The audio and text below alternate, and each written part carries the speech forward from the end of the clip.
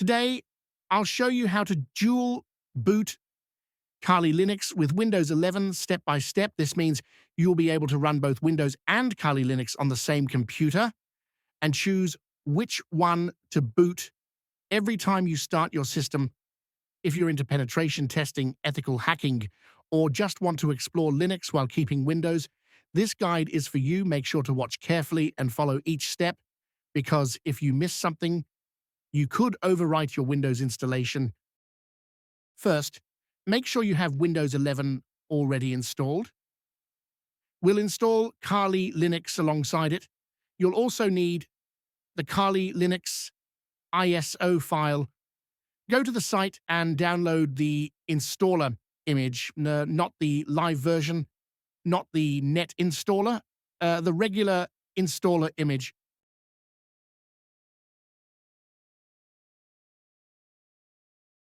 I have already downloaded the image myself. You will also need a USB flash drive, at least 8 gigabytes, and a tool to write the ISO to your USB. I highly recommend Rufus, Balena Etcher, or Ventoy. They are all free, reliable, and easy to use.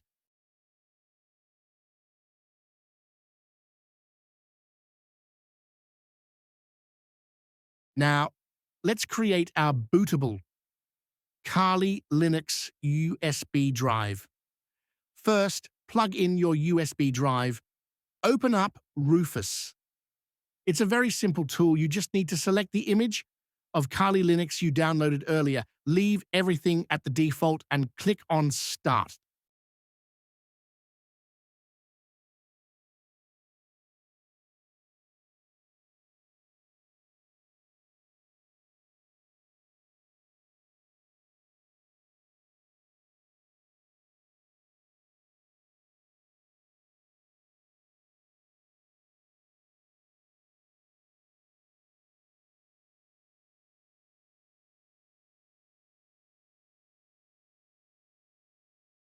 While it is creating the image, let us free up some space for Kali Linux. We'll let Windows do this safely.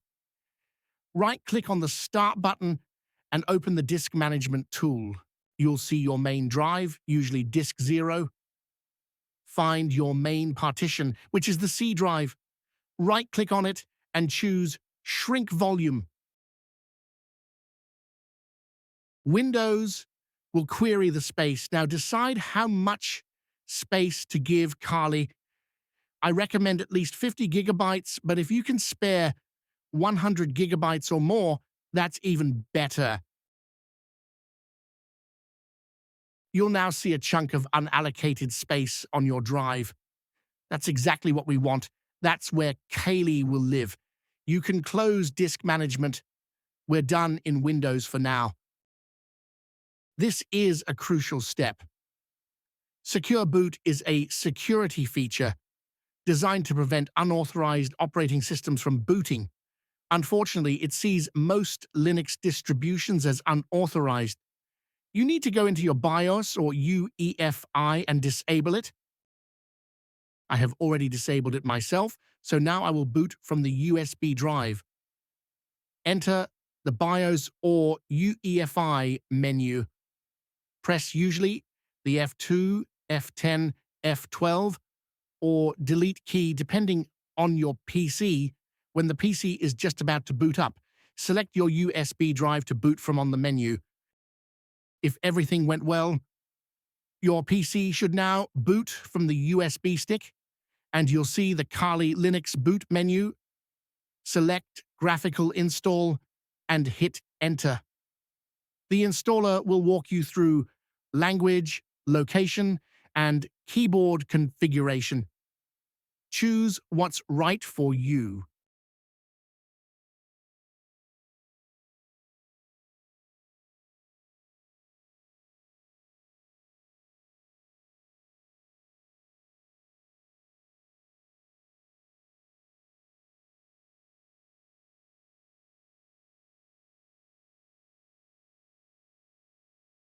Enter a host name for your Kali Linux. I will just leave it at the default. Also, set a username and password.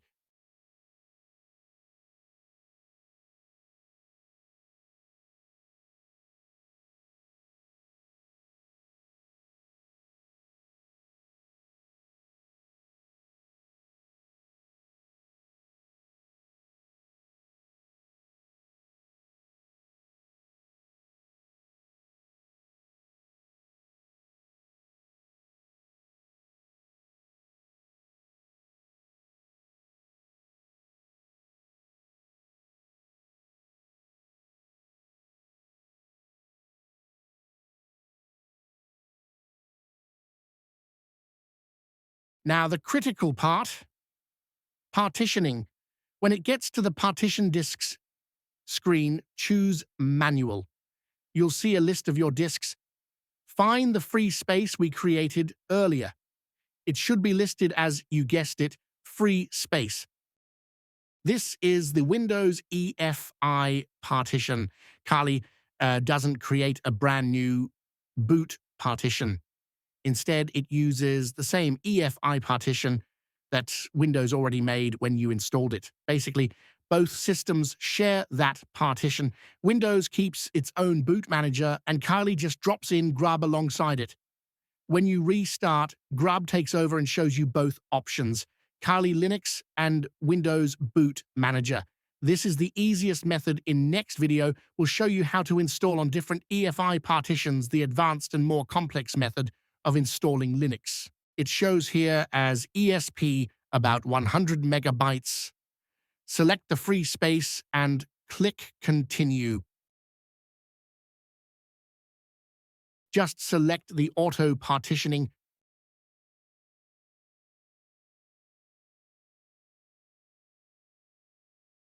Keep it simple, all files in one partition.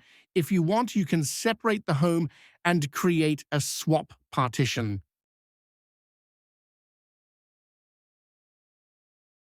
This is an overview of the current configuration. Click Continue.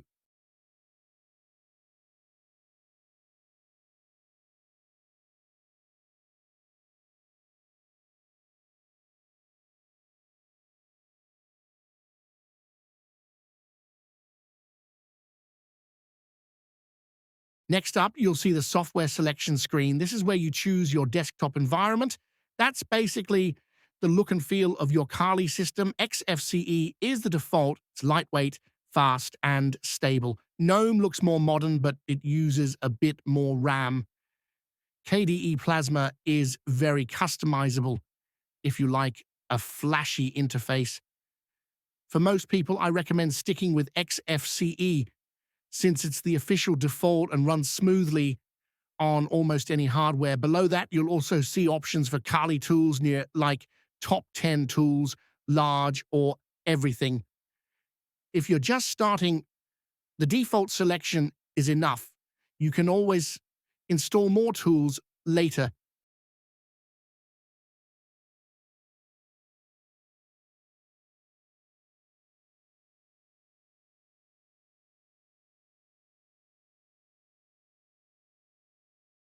Once it's finished, it will tell you the installation is complete. Click Continue, it will reboot. When it prompts you to remove the installation media, pull out your USB drive.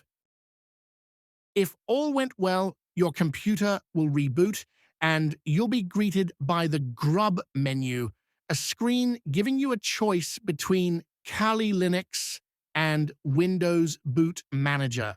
So Windows is still working just fine. Let us now try booting into Kali Linux.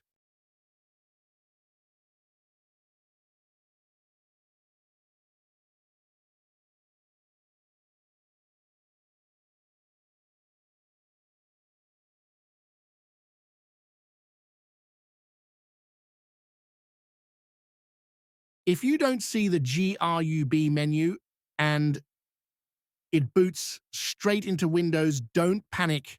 Secure Boot might have re-enabled itself. Go back into your BIOS and double-check it's off.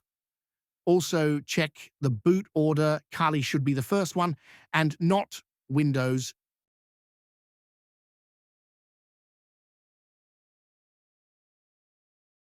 And that's it.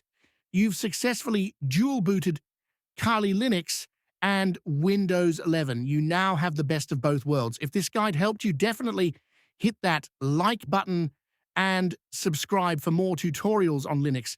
Thanks for watching, and I'll see you in the next one.